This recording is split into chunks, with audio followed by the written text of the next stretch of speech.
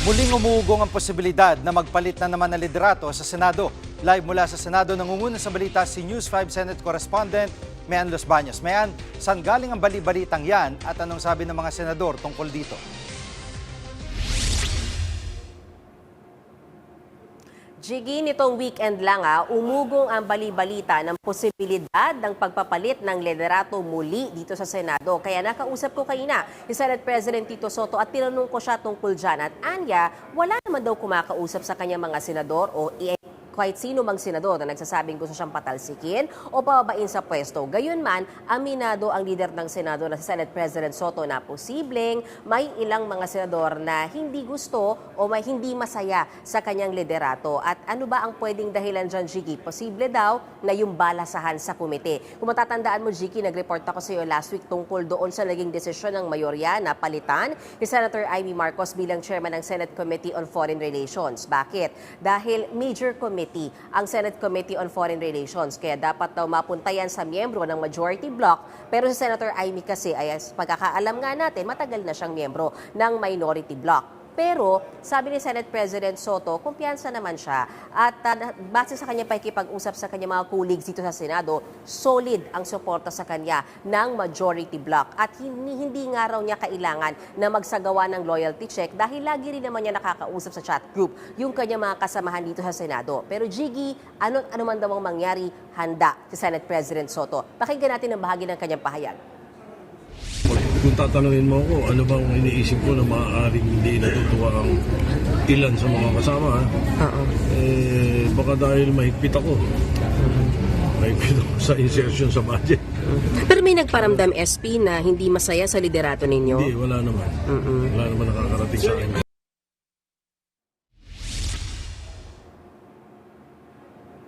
Jiggy, nito lamang weekend, may mga lumabas din na post sa social media, paramdam o tanong na posible nga raw ba na magkaroon na sa kauna-unahang pagkakataon ng unang babaeng Senate President o leader ng Senado. So natanong ko rin Senate President Tito Soto kaugnay niyan. Sabi niya, marami siyang nababasa sa social media at ang ilan daw dyan, fake news. Jiggy?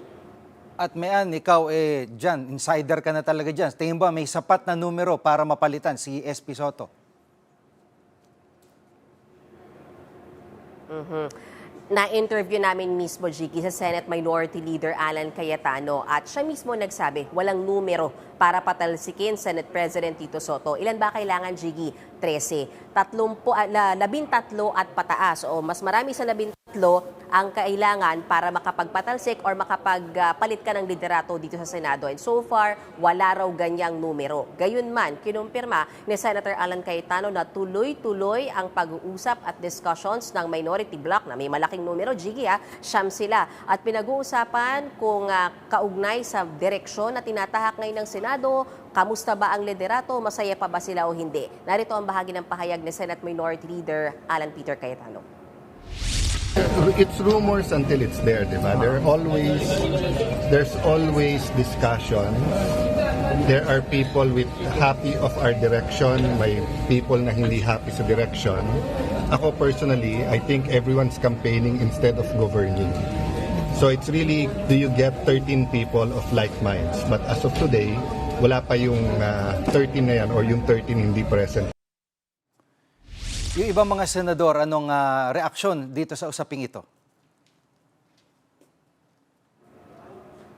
Jiggy, si Senator Erwin Tulfo, yung sinasabing papalit kay Senator Amy Marcos bilang chairman ng Senate Committee on Foreign Relations, sinasabi niya wala siyang nakikitang dahilan bakit kailangan magpalit ng liderato ang Senado sa pagkakataong ito. Natanong din namin kanina si Senator Risa Hontiveros, Senator Jive Ejercito na parehas na member ng majority bloc. Tinanong namin, meron bang nangangampanya o kumausap sa kanila para magpalit ng liderato? Ang sagot nila, wala. Habang si Senate President Pro Tempore Ping Lacson, nakasanggang dikit ni Senate President Tito Soto, sinalag yung mga balita ng kudeta at tinawag nga niya na chismis lang yan at inihalin tulad sa isang continuing crime nga raw, yung mga threats ng pagpapalit ng Senate President. Yan muna ang latest mula dito sa Senado. Balik sa iyo, Jiggy. Yan ang ulat ni Mean Los Baños live mula sa Senado. Mga kapatid, Jiggy Manikad po, pagdating sa mahalagang balita sa loob at labas ng bansa, dapat una sa lahat, mag-follow at mag-subscribe na sa social media pages ng News 5.